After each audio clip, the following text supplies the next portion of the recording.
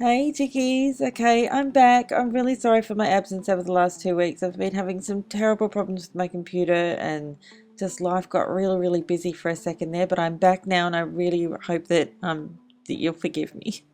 I've got a lot of catching up to do. To start with, we're doing Sharpie iKat Zigzag Mani. I really hope you like it. Let's get into it. Now, to be honest, this mani started off as a bit of a practice run. I wasn't even sure if it was going to work. I picked up these Stained by Sharpie Sharpies from an office supply store. They're actually designed to be used on fabric, so you could totally do it, paint on your jeans with these.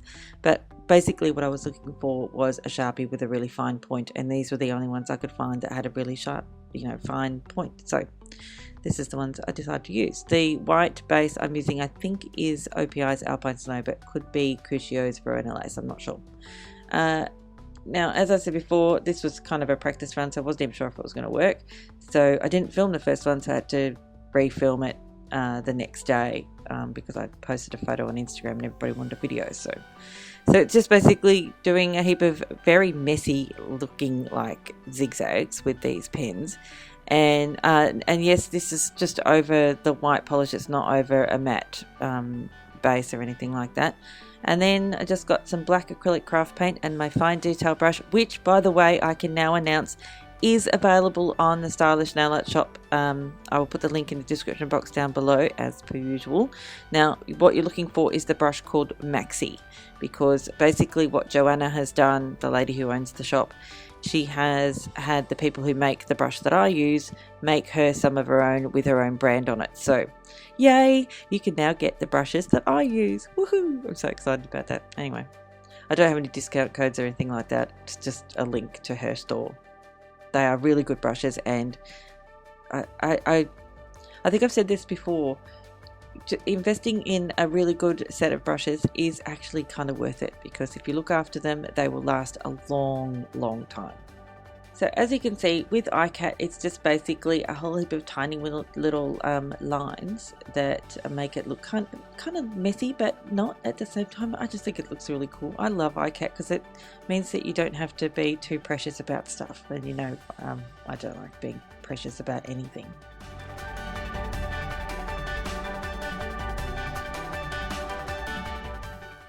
Now, once your design is completely dry, you can go ahead and top coat. I'm using Seche Vite for this one. Now, a lot of people think that this is going to get smudged, but it doesn't, because with Seche Vite, you can guide the top coat over your design rather than dragging your brush along your design, and that way you won't get smudges on pretty much everything. Pretty much. And that's it for this one. I really hope you liked it. Now let's get into the Q&A for this video. So the first question comes from Quinn Carlisle Scott, and Quinn asks, any update on nail care routine? I'm just so excited to see how you keep your nails this stunning. Oh god, they're not that stunning, trust me. Yes, I do have an update. It will be uploaded in the next day or so. I have done most of the filming for it. I just have to edit it and voice it over and all that sort of stuff. So it's very, I know I've been promising it for so long, but it's coming, I promise you, in the next couple of days. The next question comes from Kiwi. Kiwi asks, how long does it roughly take to paint your nails, depending on the design? Well, that's it. It does depend on the design. Anywhere from 10 minutes to a couple of hours, depending on the design. Next question, I can't even speak. It comes from Aisha Hamid. Aisha is asking for a wedding, or nails for a wedding party. Well, that depends on the type of wedding and the colour theme and that sort of stuff. So if you give me a little bit more information, I might be able to whip something up for you. Next question comes from Ellie Haycock. Ellie's asking for the Sharpies mani. So just answered that with this video, I guess. Sorry it took so long. So the next question, I do know how to speak, comes from Tiffany Stanley. Tiffany asks, and this is one I got cut off again. Tiffany asks, I know sometimes if I use too much polish on my nail, it makes my nails feel like they're suffocating. I don't know how to describe it, maybe heavy, I don't know. Is there any way I can make that stop, or is it just something I should get used to? Well, Tiffany, I've never ever heard anyone say that to me before. So I guess I should just say that your nails aren't suffocating because they can't breathe, because they don't breathe, because they're not alive, because nails aren't alive, much like your hair, because your hair is not alive and therefore your nails are not alive because they're made of the same ingredients. So maybe paint thinner layers of polish, I suppose. I'm sorry if that's not more helpful.